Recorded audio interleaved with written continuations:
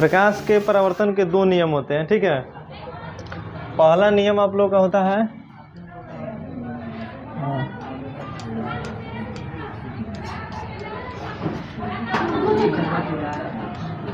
आपतन कोण को हम लोग आई से सूचित करते हैं। इसको लिखवाना हम भूल गए थे कल, नहीं तो उसी में लिखवा दिए होते। आपतन कोण जो है परावर्तन कोण के बराबर होता है। आपतन कोण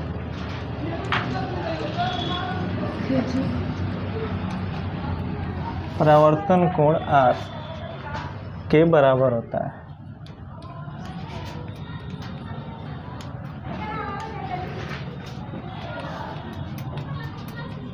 R के बराबर होता है, ठीक है। दूसरा नियम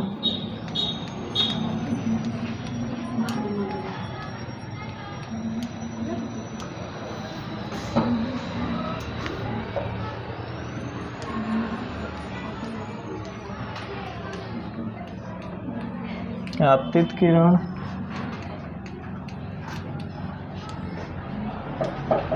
परावर्तित किरण तथा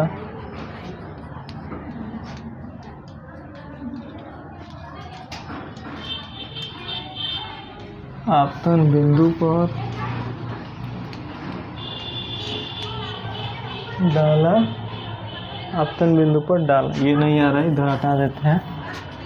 डाला गया लंब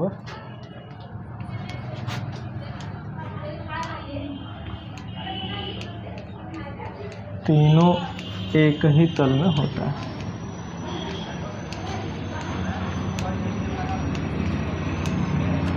तीनों एक ही तल में होता है। हो गया, जल्दी से लिखिए इसको। पहला नियम इसका क्या है? आपतन कोण। आपतन कोण किसे कहते हैं? किसे कहते हैं ये पूछ रहे हैं। आपतन, आपतित किरण, जैसे ये हो गया दर्पण, ठीक है। यहाँ से किरण ऐसे आई और यहाँ से ऐसे किरण चली गई, बीच में ये क्या होता है? अभिलंब होता है। ये होता है आपतन कोण और ये परावर्तन कोण। ये हो गया आपका क्या? अभिलंब। ये हो गया क्या? आपतित किरण। ये परावर्तित। ये आपका हो गया आपतन बिंदु, यहाँ पे हो गया आपतन कोण और ये हो गया परावर्तन कोण। जो पढ़ाया था ना समतल दर्पण से प्रकाश का परावर्तन, सेम चीज, वही फिगर है।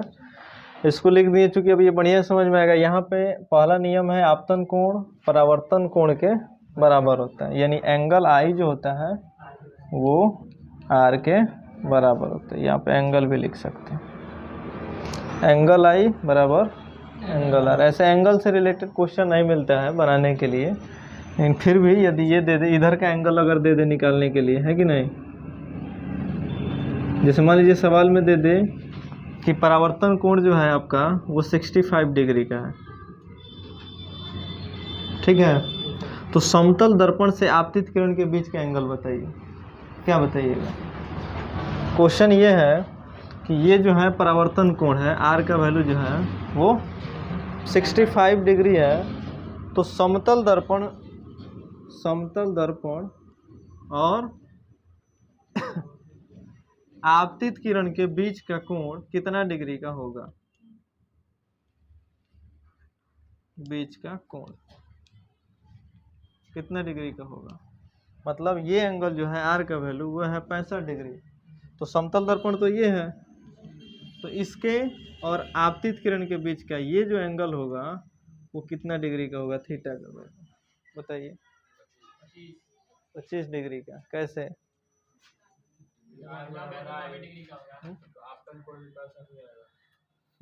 ये भी 65 हो जाएगा। ये वाला ठीक है। 90 में से 65 को घटा देंगे तो कितना डिग्री हो जाएगा? 25 डिग्री, ये आंसर हो जाएगा। ठीक है, दोनों नियम यहीं पे याद हो गया। पहला नियम है आपतन कोण प्रवर्तन कोण के बराबर होता है, और दूसरा नियम है आपतित किरण, परावर्तित किरण तथा आपतन बिंदु पर डाला गया लंब तीनों। ये दोनों लघु उत्तरीय प्रश्न है, एग्जाम में आएगा तो 2 नंबर का। ठीक है, चलिए अगला टॉपिक बनाइए प्रतिबिंब, इमेज।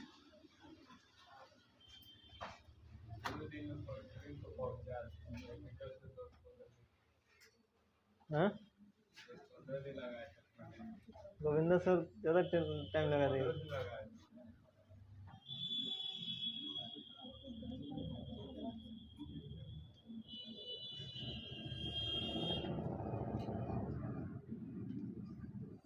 इमेज, प्रतिबिंब।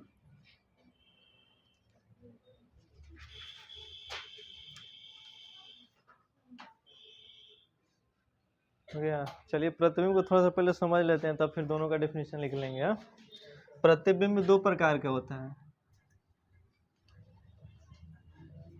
रियल इमेज और एगो वर्चुअल इमेज। ठीक है, इसको हम लोग कहते हैं वास्तविक प्रतिबिंब, और ये होता है काल्पनिक, काल्पनिक या आभासी।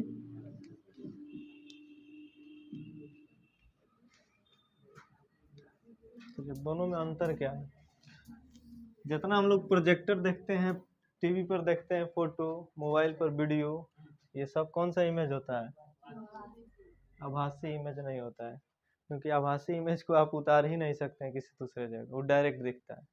ठीक है, जैसे देखिए, मतलब अब हम जो वीडियो बना रहे हैं वो आके देखिए, यहाँ से उल्टा दिख रहा है हमको, लेकिन जब अपलोड हो जाएगा वीडियो तो अपने आप सीधा हो जाएगा वो। अगर आपको बिलीव नहीं है तो आके देखिए, जितना भी हम अक्षर लिख रहे हैं ये सब उल्टा है, सही मजाक नहीं, आके देख सकते हो। नहीं देखो इसमें, भाई देखो, वास्तविक प्रतिबिंब उल्टा दिख रहा है? तो ये उल्टा प्रतिबिंब है, और जब ये अपलोड हो जाएगा तो अपने आप सीधा में कन्वर्ट हो जाएगा। ये सब उल्टा दिख रहा है, जितना हम लिख रहे हैं ना, ऐसे हमको लग रहा है कि उल्टा है वो, लेकिन जब वीडियो को हम क्लिक करके कट करके जब चलाएंगे स्टार्टिंग से तो अपने आप सीधा हो जाएगा। ठीक है ना, तो ये हमेशा वास्तविक प्रतिबिंब उल्टा ही बनता है, जिसको हम लोग मतलब पर्दे पर या स्क्रीन पर देखते हैं, ये सब कौन सा प्रतिबिंब होता है? वास्तविक प्रतिबिंब। जैसे देखिए ये कैसे बनता है, जैसे यहाँ पे मान लीजिए कोई दर्पण ले लेते हैं हम लोग। अभी तो दर्पण आप लोग पढ़े नहीं है, कौन सा दर्पण है ये? अवतल दर्पण।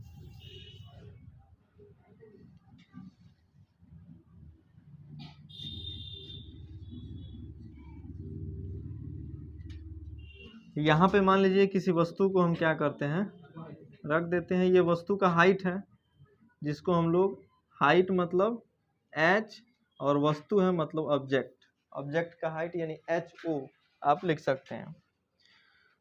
प्रतिबिंब देखिए, प्रकाश बताए थे ना, वहाँ पे नहीं बताए थे। हम वस्तु को, किसी वस्तु को कैसे देखते हैं, जैसे मान लीजिए आप यहाँ पे खड़े हैं और यहाँ पे कोई ऑब्जेक्ट है, तो प्रकाश की किरण जो है सबसे पहले जाती है ऑब्जेक्ट पे, और ऑब्जेक्ट से टकरा के आती है हमारे आँख पे, तब उस वस्तु का हमारे आँख पे क्या बनता है? प्रतिबिंब बनता है, यानी चित्र बनता है। जब तक प्रकाश उस पे नहीं जाएगा और फिर वहां से टकरा के यहाँ तक नहीं आएगा, तब तक उस वस्तु को आप नहीं देख सकते। मान लीजिए यहाँ से यहाँ तक आ ही गया, ये नहीं आया, तभी आप उस वस्तु को नहीं देख सकते। अब यहाँ से ये है दर्पण, शीशा, शीशे के सामने हम क्या किए हैं, एक वस्तु को रख दिए हैं। अब देखिए, प्रकाश की किरण यहाँ दर्पण पे जाएगा, क्योंकि हमको वस्तु दर्पण पर ही देखना है, तो दर्पण पे प्रकाश की किरण जाएगी, और प्रकाश की किरण जाके और ऐसे टकरा के कहाँ से चली जाएगी? ऐप से, जो कि अभी पढ़ाया नहीं गया है, लेकिन ऐसे ही हम फिगर बना देते हैं। मान लीजिए ऐसे चलिए, ये आपका मान के चलिए मुख्य फोकस है। प्रतिबिंब यहाँ पे बन जाएगा। जब तक दो किरण एक दूसरे को नहीं काटेगी प्रतिबिंब नहीं बन सकता है, ये भी ध्यान रखिएगा। हमेशा दो किरण जहाँ पे एक दूसरे को काटेगी प्रतिबिंब वहीं पे बनेगा। तो अभी तो केवल एक ही किरण है, दूसरे किरण को हम क्या करते हैं, मुख्य फोकस से भी भेज सकते हैं आप, या वक्रता केंद्र से भी भेज सकते हैं। ठीक है।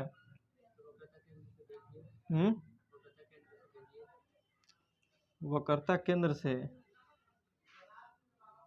तो वक्रता केंद्र से भेजिएगा तो फिर रिटर्न इधर ही चला जाएगा ना, यहाँ पे कटना चाहिए ना एक दूसरे को। मुख्य फोकस से भेज देते हैं, मुख्य फोकस से, और फिर रिटर्न होके कैसे चला जाएगा, रिटर्न ऐसे ही रिटर्न घूम जाएगा। ये विशेषता होता है। प्रतिबिंब का निर्धारण पढ़ाएंगे तो बताएंगे। प्रकाश की किरणें 3 प्रकार से जाती हैं। पहला कि यदि वो प्रधान अक्ष के समानांतर जा रही है तो दर्पण से टकरा के कहाँ से होकर चली जाती है, मुख्य फोकस। दूसरा, यदि आप डायरेक्ट मुख्य फोकस से भेज रहे हैं तो दर्पण से टकरा के प्रधान अक्ष के समानांतर हो जाती है। और नहीं तो तीसरा, यदि आप वक्रता केंद्र से भेजते हैं प्रकाश की किरण को तो वो टकराएगी और फिर इसी दिशा में रिटर्न चली जाएगी। ये 3 होता है प्रकाश की किरण। ठीक है। प्रकाश यहाँ पे कटेगा, चित्र वहाँ पे बन जाएगा। ठीक है। अब प्रकाश की किरण को आप मान के चलिए यहाँ पे काट रहे हैं हम एक दूसरे को, यहाँ पे क्या बन गया हमारा, प्रतिबिंब, इमेज। इमेज देखिए, वस्तु कहाँ था, प्रधान अक्ष के ऊपर, प्रतिबिंब कहाँ बन गया, नीचे, यहाँ पे। तो वस्तु यहाँ पे उल्टा हो गया कि सीधा, उल्टा। यानी इससे हमको ये पता चलता है कि वास्तविक प्रतिबिंब तो हमेशा कहाँ बनता है, उल्टा ही बनता है, सीधा नहीं बनता है। उसी प्रतिबिंब को हम लोग क्या करते हैं, देखते हैं। आभासी प्रतिबिंब भी दिखता है, ऐसा नहीं कि नहीं दिखता है। जैसे उत्तल दर्पण में आभासी प्रतिबिंब बनता है, उत्तल दर्पण में, समतल दर्पण में आभासी प्रतिबिंब बनता है ना, सीधा। समतल में प्रतिबिंब आभासी, समतल दर्पण में आभासी प्रतिबिंब बनता है। देखो कैसे, ये हो गया समतल दर्पण। ठीक है।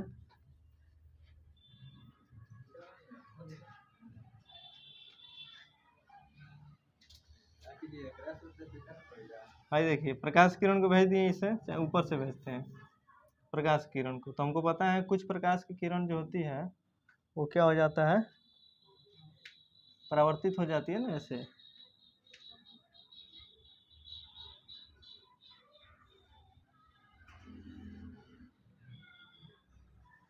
और कुछ प्रकाश की किरण क्या होती है, रिफ्लेक्ट हो जाती है। जैसे कुछ प्रकाश की किरण ऐसे चला गया और कुछ प्रकाश की किरण ऐसे मुड़ जाती है,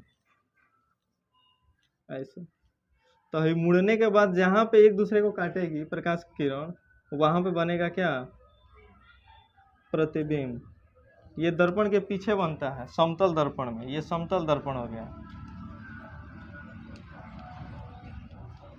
ये समतल दर्पण हो गया। इसका फिगर भी आपके बुक में है।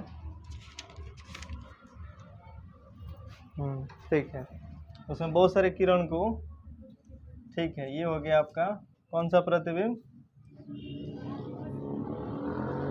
दोनों प्रतिबिंब में अंतर पहले समझिए। जो प्रतिबिंब दर्पण के आगे बने वो वास्तविक प्रतिबिंब होता है, और जो प्रतिबिंब दर्पण के पीछे बने वो आभासी प्रतिबिंब होता है।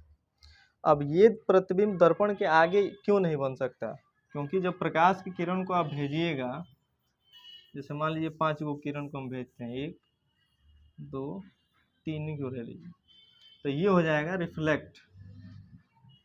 जिस एंगल के साथ आएगा उसी एंगल के साथ एक दूसरे को काटेगा, नहीं काटेगा। और जब एक दूसरे को नहीं काटेगा तो प्रतिबिंब बन सकता है क्या, नहीं बन सकता। तो जब प्रतिबिंब बनेगा नहीं तो फिर दर्पण की क्या मतलब। तो इसलिए यहाँ पे काल्पनिक प्रतिबिंब हम लोग बनाते हैं, मतलब इसी प्रकाश की किरण को पीछे मोड़ देते हैं, और पीछे मुड़ के जहाँ पे एक दूसरे को कटता है वहाँ पे बन जाता है हमारा आभासी प्रतिबिंब, मतलब काल्पनिक प्रतिबिंब, जिसको हम लोग आभासी प्रतिबिंब भी कहते हैं। तो समतल दर्पण में जो प्रतिबिंब बनता है वो आभासी प्रतिबिंब होता है, अवतल दर्पण में जो प्रतिबिंब बनता है वो वास्तविक प्रतिबिंब होता है। अब समतल दर्पण की जो विशेषता होती है, जैसे मान लीजिए ये समतल दर्पण है, आप यहाँ पे खड़े हैं, जितना डिस्टेंस पे आप खड़े रहेंगे जैसे 20 मीटर पर, उतना ही डिस्टेंस पर पीछे हमारा इमेज बनता है। यहाँ पे आपका इमेज बन गया। जैसे जैसे अब जैसे घर का ऐनक है, घर का ऐनक सामने रख लीजिए और उसको सामने रखने के बाद जैसे आप दर्पण से दूर रहिएगा तो आपका फोटो छोटा दिखाई देगा, मतलब पूरा चेहरा आ जाएगा। दूर आते जाइएगा आपका चेहरा भी उसमें नज़दीक आते जाएगा। तो ये समतल दर्पण की विशेषता है कि जितना डिस्टेंस पर आपका ये वस्तु रहेगा उतना ही डिस्टेंस पर इमेज रहेगा। इसकी विशेषता वास्तविक प्रतिबिंब में नहीं होता है, क्योंकि वस्तु तो यहाँ पे है और प्रतिबिंब देखिए यहाँ पे बन गया। डिस्टेंस दोनों का सेम है? नहीं है। यहाँ से इसका डिस्टेंस अधिक दूरी पर है, इसका डिस्टेंस कम है। ठीक है, तो मतलब कहने का मतलब जाहिर सी बात कि यदि प्रकाश पुंज की किरणें किसी एक बिंदु से निकलकर, है ना, यहाँ पे या किसी प्रकाश स्रोत से आ रही प्रकाश की किरणें परावर्तन के बाद, ये परावर्तन ही हो रहा है ना, जिस बिंदु पर आगे क्या हो जाती है, मिलती है, उस बिंदु पर हमको वास्तविक प्रतिबिंब बनता है। और जिस बिंदु पर मिलती नहीं है, वास्तव में मिलती हुआ प्रतीत हम लोग करते हैं, कल्पना करते हैं कि यहाँ पे जाके वो क्या होगा, कटेगा, मिलेगा, उस बिंदु पर बनता है कौन सा प्रतिबिंब, आभासी प्रतिबिंब। यही दोनों का डिफिनीशन है। वास्तविक प्रतिबिंब का डिफिनीशन है कि किसी प्रकाश स्रोत से आ रही प्रकाश की किरणें परावर्तन के बाद जिस बिंदु पर कटती है उस बिंदु पर क्या बनता है, वास्तविक प्रतिबिंब। और किसी प्रकाश स्रोत से आ रही प्रकाश की किरणें परावर्तन के बाद जिस बिंदु पर कटती हुई प्रतीत होती है उस बिंदु पर बनता है आभासी प्रतिबिंब। तो पहले प्रतिबिंब का डिफिनीशन लिख लीजिए। लिखिए, किसी प्रकाश स्रोत से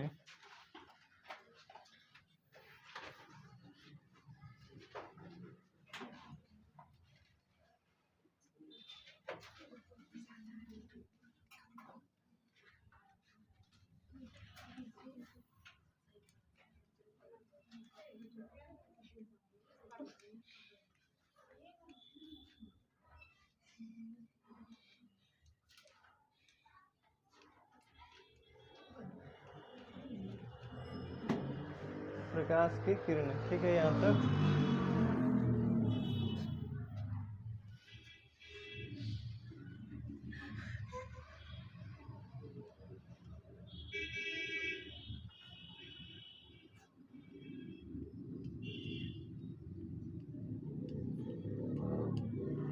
संस्कृत लिख देते हैं।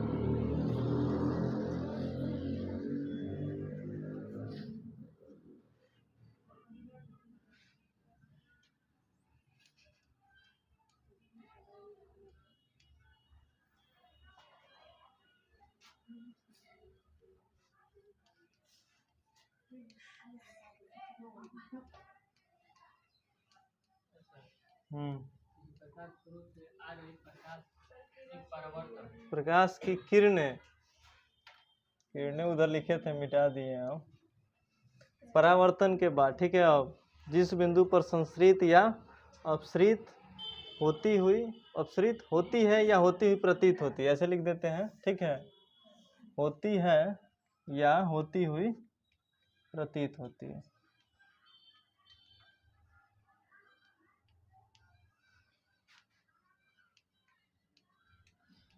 उस बिंदु पर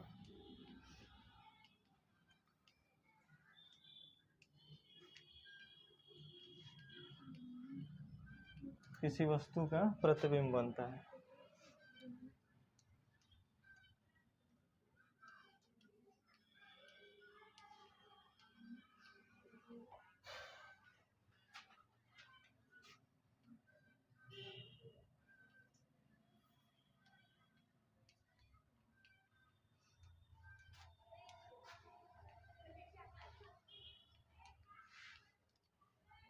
प्रतिबिंब दो प्रकार के होते हैं। पहला होता है आपका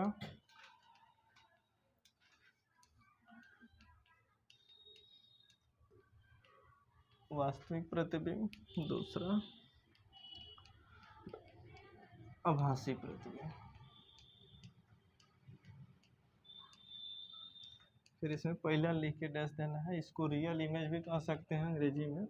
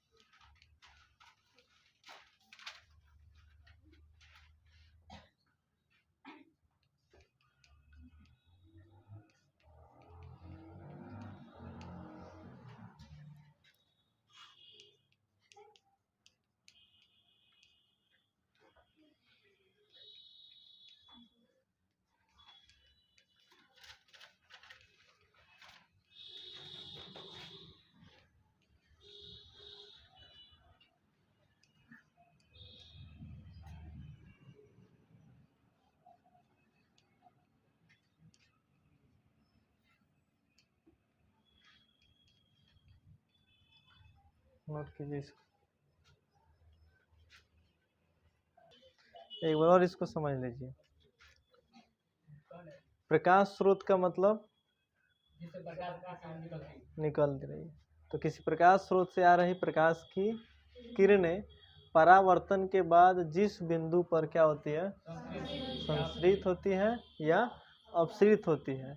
अब देखिए यहाँ पे संश्रित का मतलब हुआ मतलब कटती, हाँ मतलब संश्रित का मतलब किसी एक बिंदु पे आके इकट्ठा हो जाए, और अपसृत का मतलब किसी एक बिंदु से फैलते हैं।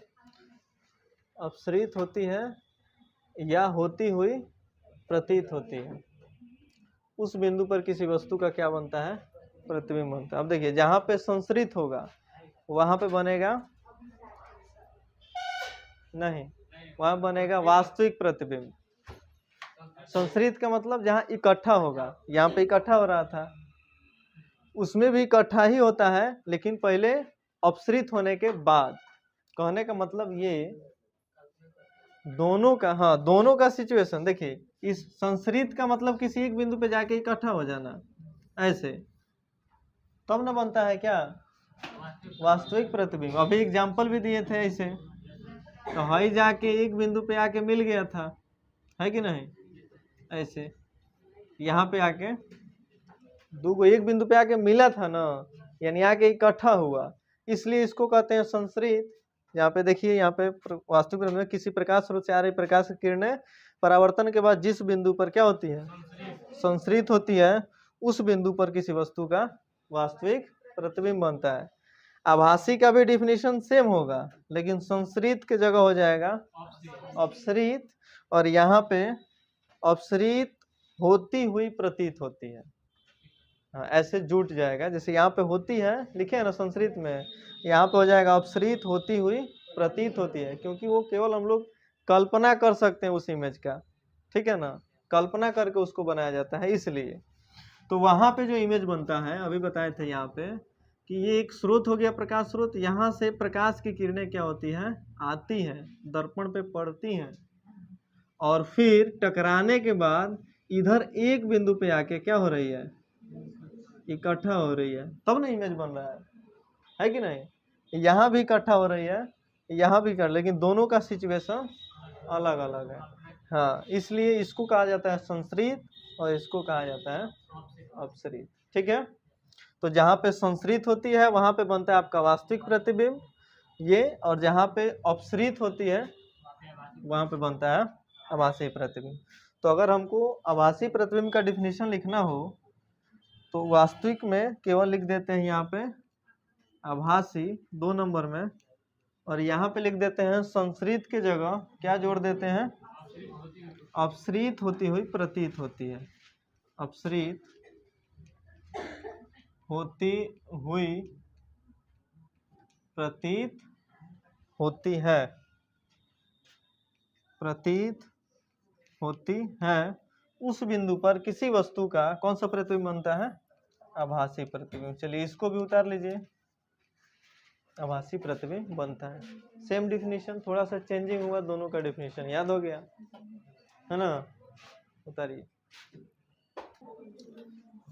आगे आप लोगों को घर से बना के लेके आना है वास्तविक प्रतिबिंब तथा आभासी प्रतिबिंब में अंतर। अब थोड़ा सा समझ लीजिए, यहाँ पे समझ लीजिएगा, याद हो जाएगा, घर पे जाके लिख लीजिएगा, ठीक है। पहला, वास्तविक प्रतिबिंब में क्या बताइएगा आप लोग, प्रतिबिंब हमेशा उल्टा बनता है। अभी ना बताए थे, वस्तु ऊपर था, प्रतिबिंब नीचे बन गया।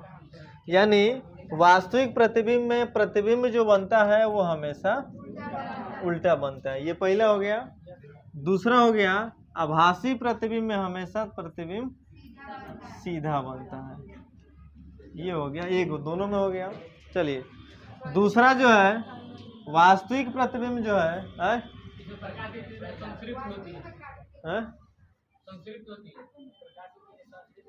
ऐसे ये भी लिख सकते हैं, ठीक है। प्रकाश की किरणें संश्रित होती है और इसमें अपसृत होती हुई प्रतीत होती है, ये लिख देना है, ठीक है। 3 नंबर जो है, वास्तविक प्रतिबिंब को पर्दे पर उतारा जा सकता है। 2 मिनट, वास्तविक प्रतिबिंब को पर्दे पर, लेकिन आभासी प्रतिबिंब को पर्दे पर नहीं उतारा जा सकता है। चौथा क्या होगा, यह प्रतिबिंब वास्तविक रेखाओं के कटान बिंदु से बनता है। हाँ, यह प्रतिबिंब जो है वास्तविक रेखाओं के काटने से बनता है, और यह वास्तविक रेखाएं सीधी होती हैं ऐसे, और यह प्रतिबिंब जो है काल्पनिक रेखाओं के कटान से बनता है, यानी ऐसे, इस प्रकार की रेखा होती है, ये काल्पनिक रेखा होती है। तो इस प्रकार से 4 दोनों में आप लोगों को अंतर लिख के लाना है घर से, ये आपका होमवर्क है, ठीक है। चलिए अगला, ये दर्पण के सामने बनता है, दर्पण के पीछे बनता है। हाँ, ये भी हो सकता है। 5 नंबर में लिख सकते हैं, यह दर्पण के सामने बनता है और ये दर्पण के पीछे बनता है। हो गया 5। चलिए ये इसको घर से बनाना है, ठीक है।